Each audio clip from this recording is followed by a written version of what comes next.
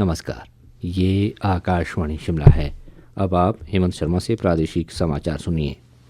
मुख्यमंत्री सुखविंदर सिंह सुक्खू ने कहा है कि प्रदेश के शहरी स्थानीय निकायों के क्षेत्र में राजकीय पाठशालाओं के वरिष्ठ माध्यमिक सेक्शंस को एजुकेशनल बनाया जाएगा। कल देर सायं शिक्षा विभाग की बैठक की अध्यक्षता करते हुए मुख्यमंत्री ने कहा कि प्रदेश सरकार ऐसे स्कूलों का युक्तिकरण करेगी जहां विद्यार्थियों का नामांकन कम है और नज़दीक ही समान स्तर का अन्य स्कूल कार्यशील है। शिक्षा मंत्री रोहित ठाकुर, शिक्षा सचिव राकेश कंवर और शिक्षा विभाग के अन्य वरिष्ठ अधिकारी भी बैठक में उपस्थित थे। जनजातीय क्षेत्रों में किसानों को नौतोड़ देने के निर्णय व राज्य में लागू वन संरक्षण अधिनियम 1980 को सस्पेंड करने की सिफारिश के प्रस्ताव के संबंध में राजस्व मंत्री जगत सिंह नेगी ने कल राज्यपाल से मुलाकात कर इस प्रस्ताव को मंजूरी देने की मांग की है। उन्होंने कहा कि नौतोड़ वन भूमि की स्वीकृति देने के लिए संविधान के अनुच्छेद 5 के चलते राज्यपाल के पास विशेष अधिकार है। उन्होंने कहा कि जनजातीय क्षेत्रों में लोगों के पास जमीन बहुत कम है, जिसके कारण बेरोजगारी बहुत है और लोग पलायन को मजबूर हो रहे हैं।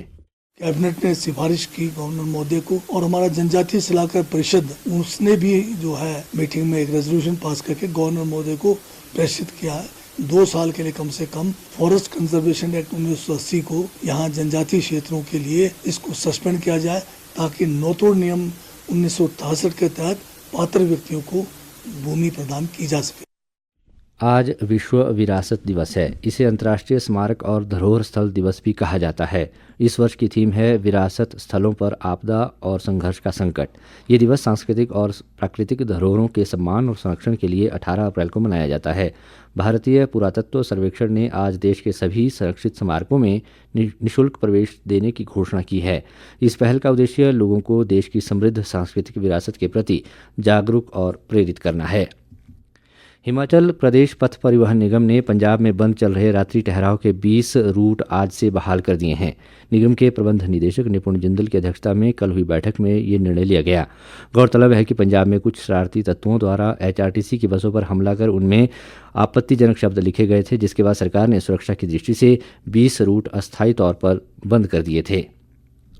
चंबा जिला के चमीनू गाँव में स्थित H2O हाउस में पहाड़ ट्रस्ट की ओर से Australian health college of vibrant therapies तथा नॉट ऑन मैप संस्था के साथ मिलकर महिलाओं को बोवेन थेरेपी का प्रशिक्षण दिया गया है। इस कार्यक्रम की मुख्य फैसिलिटेटर बिमला राव रही, जो कि Australian health college of vibrant therapies की संस्थापक है। इस दौरान प्रतिभागियों ने 21 दिन के प्रशिक्षण के दौरान बोवेन थेरेपी के अलग अलग तरीकों व तकनीक को सीखा। बिमला राव ने कहा कि आज की भागदौड़ भरी जिंदगी में ये थेरेपी काफ़ी लाभदायक साबित हो रही है और इसके माध्यम से मनुष्य के शरीर को स्वस्थ रखा जा सकता है। मेरी नाम बिमला है और मैं ऑस्ट्रेलिया से आई हूँ। बोवेन थेरेपी एक ऑस्ट्रेलिया में मिस्टर टॉम बोवेन थे, उन्होंने शुरू किया था।